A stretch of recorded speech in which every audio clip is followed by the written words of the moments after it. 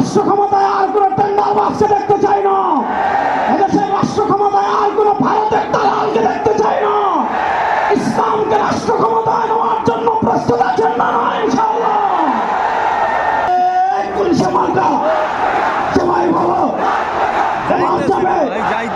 সারা বাংলায় বিশ্ব জন্ম নয়, শাখা জন্ম নয়। নারায়ে তাকবীর। ইসলামী আন্দোলনের মোহতারাম আমির পীর সাহেব চরমনায় ঘোষণা দিয়েছেন, ইসলাম দেশ ও মানবতার পক্ষে এবার ভোটের বাক্স একটা হবে ইনশাআল্লাহ।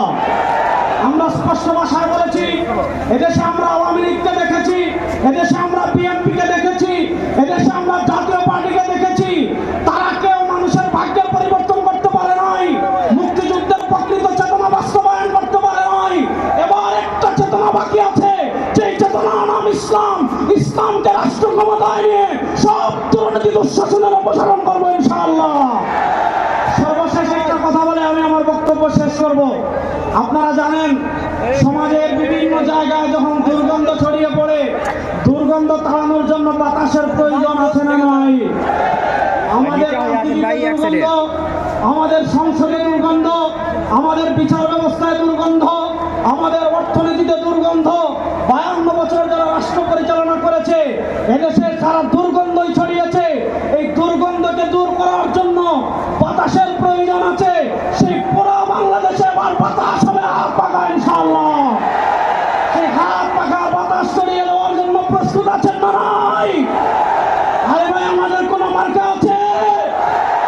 ইসলামের পক্ষের কোন মার্কা আছে? মুক্তিযুদ্ধের প্রকৃত চেতনার কোন মার্কা আছে?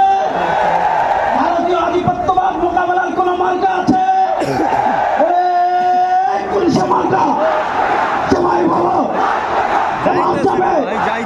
সারা বাংলায় বিশ্ব জন্ম নয়, শাখা জন্ম নয়।